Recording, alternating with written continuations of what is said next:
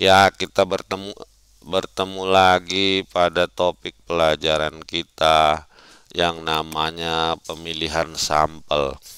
Pemilihan sampel ini kadang disebut dalam bahasa Inggris sampling, ya, pengambilan sampel. Nah, jadi dalam semua riset selalu ada yang namanya populasi maupun sampel. Ya kan? Kau ingat itu kalau mukamu ini, satu mukamu itu itulah namanya populasi.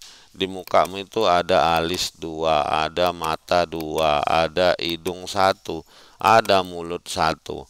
Nah, yang ada jerawat di sini, ha.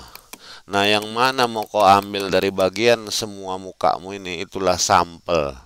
Yaitu berarti sebagian kecil dari keseluruhan. Itulah namanya sampel. Ya, jadi penelitian atau riset kalau dia populasi seluruhnya itu payah dikerjakan, banyak makan waktu, banyak butuh duit, dan banyak butuh tenaga kerja untuk mengambil kalau sampel populasi. Nah, hampir semua riset itu memakai sampel. Jadi baik dia riset ah, riset yang kayak kita ini riset pemasaran, ya, maupun riset laboratorium. Kan ada isu yang riset lab untuk obat apa gitu, pasti semua ada sampelnya diambil untuk diuji coba. Yang paling sering untuk obat itu sering adalah monyet, ya kan, apalagi contoh-contohnya disuntik kan dia, ya. Nah, itulah telah termasuk seperti itu, marmut, kelinci, ya itulah sering dia. Jadi dia kalau digambarkan kayak gini, ha, ini populasinya, ini tadi awak bilang muka kalian, ini jerawat kalian 3 biji, jerawat ini mewakili semua ini gitu. Nah, ceceknya kenapa dipilih? Nah, inilah tadi tuh kendala. Kendala sumber daya, ketepatan. Sampel itu ada indikatornya, katanya. Satu, gambaran. Dua, presisi, sederhana, dapat memberikan keterangan sebanyak-banyaknya. Nah, terus katanya di sini, ukuran sampel juga kita dapat besarnya simpangan baku atau standar deviasi. Sebenarnya tidak ada ketentuan yang pasti berapa ukuran sampel minimum, katanya di sini, tetapi katanya ada pertimbangan. Satu, derajat keseragaman, ketelitian, pertimbangan waktu. Secara umum, jumlah sampel minimal yaitu seperti berikut. Nah, kita lihat. Kalau dia bersifat deskriptif, kalau umpamanya lah kayak kalian mau buat tugas laporan itu kan yang sebelum itu kan sifatnya menggambarkan, deskriptif. Itu sebetulnya 10%, tapi tidak mungkin kan kalau 10%. Mamanya kau ambil usaha UMKM roti, berapa banyak UMKM roti di kota Medan ini kan kalau 10%. Jadi kita tidak mengambil seperti itu. Kalau dia bersifat melihat hubungan, ya ini, nah ada 30. Kalau dia bersifat kausal, kausal itu sebab akibat. Mamanya makan disebabkan oleh lapar. Oh, lapar menyebabkan kita makan, sebab akibat. Nah, kan gitu dia. Kausal itu dia. Nah, kalau eksperimen, nah ini percobaan 15. Nah, proses menarikannya tentunya nggak apa kali ya. Ini dia pertimbangannya. Ada anggaran hepeng. Kalau dia banyak, aduh, capek lah, ya kan? Waktu yang tersedia, populasi, pengukuran, biaya kesalahannya juga ada, biaya. Jadi dihitung juga, karena tidak mungkin kita melakukan sampel langsung dapat, pasti ada yang salah. Ini banyak kali teorinya, capek kita, ya kan? Nah, ini dia ada kok jadi bahasa Inggris nih, woi. Nampak kali buku gratis, ya kan, dari internet kayak gini lah, entah apa-apa. Tiba-tiba bahasa Inggris. Kalkulator, nah, ini nggak usah. Ini penentuan desain sampel. Nah, ini kita skip aja. Nah, ini juga kita jumlah sampel tuh 30. Ada kata si Guy dan Diel. Ada orang bilang jumlahnya katanya deskriptif 10%, korelasi 30, kausal 30, sama yang kayak tadi. Kalau menurut si Roscoe ini anak tembung nih, setiap penelitian harus kisar 30 sampai 500. Capek lah si Roscoe ini pun banyak kali sampelnya. Nah, ini yang paling sering dipakai untuk anak-anak S1, Slopin dan Sepila, yaitu N dibagi N sama dengan N besar populasi dibagi 1 tambah N populasi dikali E pangkat 2. E itu error. Batas kesalahan, ya error lah. Kalau yang lain kau baca aja sendiri. Nah, kita lanjut. Nah, proses dia di sini, siapa populasinya, terus kerangka pemilihan sampelnya, baru metodenya, prosedurnya. Nah, banyak kali kan. Nah, kita lihat sekarang metodenya. Nah, sebenarnya walabu itu hanya, coba kita buka ya, untuk menghitung sampel itu hanya ada 2. Nah, tapi anak-anaknya yang banyak. Nah, kita lihat di sini. Jadi kita lihat. Nah, pertama metode, nampak weh? Kecil kali ya. Kita besarkan. Font 12. Kita bikin 20.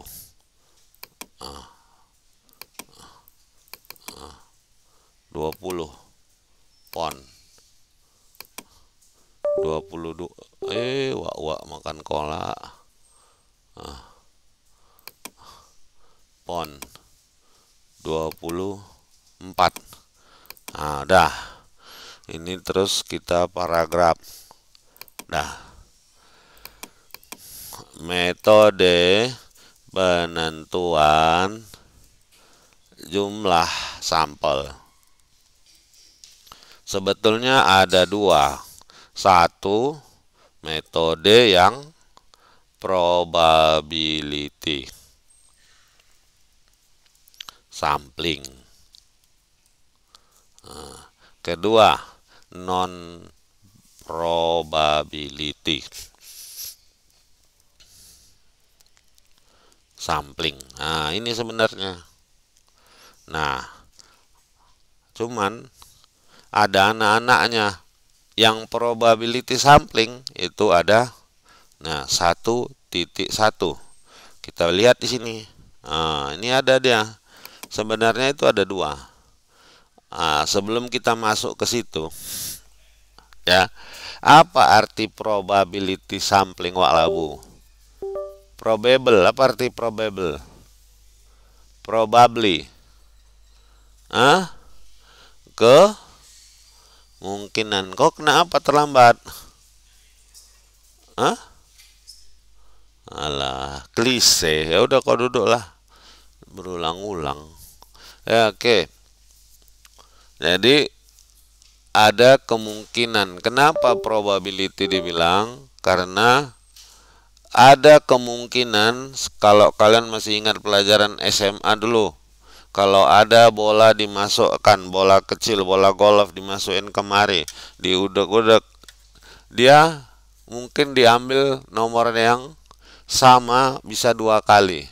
Diambil dimasukin lagi, muncul 2 kali. Ada kemungkinan probability berulang. Nah, kalau non probability berarti tidak mempunyai peluang. Itu aja ingat. Kalau probable peluang, jadi ada peluangnya untuk 2 kali atau berulang dia. Kalau non berarti tidak boleh, tidak mungkin ada dia berulang. Itu bahasa bodoh-bodohnya. Nah, yang pertama untuk yang mungkin berulang itu ya, tunggu dulu. Kita bikin di sini. Probability artinya ada peluang untuk berulang. Non probability.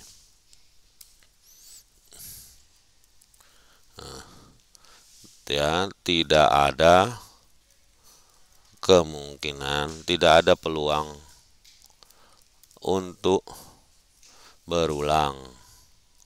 Nah, ya kan? Nah, sekarang kita lihat yang macam mana yang berulang tidak berulang. Nah, biasanya ya, yang namanya itu ya, kalau jadi saya pun nggak bisa bilang juga, tapi orang banyak kali melanggar aturan itu. Nah, kalau kita mengambil metode penelitian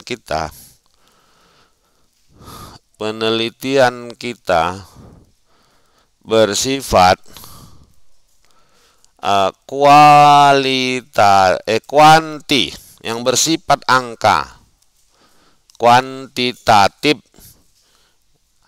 Ya, ini seharusnya, tapi karena nanti dosen pembimbing kalian pun nggak tahu awak entah cemana pengetahuan dia, kan kadang-kadang berbeda-beda, suka-suka hati aja. Kuantitatif itu harusnya menggunakan probability sampling. Ya. Jadi kalau kualitatif, ini yang bercerita-cerita itu menggunakan non probability. Tapi apakah nanti di penelitian kalian kayak mana yang dipakai? Karena sering ya, orang meneliti kuantitatif tapi sampelnya diambil yang ini, bukan yang probability. Kenapa? Ya nggak tahu lah, entah mana ya. Nah, kita lihat, kita ambil 1.1. Yang dari probability itu ada namanya acak sederhana. Nah, di acak dia, ini dia, kita lihat. Ini dia, kalau bahasa Inggrisnya simple random sampling. Random itu kan acak. Acak sederhana. Baru kedua, nanti kau membaca aja silahkan. Ada yang namanya sampel sistematis. Ada yang namanya bersetingkat, atau bahasa Inggrisnya bahasa Indonesia berstrata. Nah, ini contohnya gini. Kalau kamu ceritanya anak sekolah itu namanya anak SD. Anak SD itu dibagi dari kelas 1, kelas 2, kelas 3, bertingkat-tingkat ya, seperti itu cara sederhananya. Nah, baru yang keempat itu cluster. Ya kan? Area. Nah, baru yang non probability. Nah, itu kita lihat. Nah, ini yang sering dipakai orang. Nah, ini 2.1. Ya, kita bilang dia kuota, pakai kuota dia. Nah, kuota. Nah, 2.2 dia pakai namanya aksidental. Ini paling sering dipakai karena paling gampang. Kapan ketemu orang, nah, bagikan kuesioner. Nah, terus berdasarkan penilaian. Nah, ya dinilai layak enggak dia ya. Nah, atau bahasa Inggrisnya judgment. Baru yang terakhir itu ada namanya jenuh, sampling jenuh, semua kita ambil atau saturated. Nah, yang kelima ada ini yang paling suka diambil orang, convenient, yang mana nyamannya aja. Nah, makanya sebetulnya kalau menurut ilmunya, kalau kita yang hitung-hitungan tak boleh kita pakai ini. Ya, tetapi orang mau enak-enaknya aja kan gitu, yang nyaman-nyamannya aja, karena kalau yang ini dia ada hitung-hitungannya juga, ada aturan-aturannya ya, tapi nanti kalian baca aja silahkan. Nah, ada kesalahan juga, tapi ya itu gak usah kita, udah selesai weh, aduh alhamdulillah selesai. Ya oke, artikan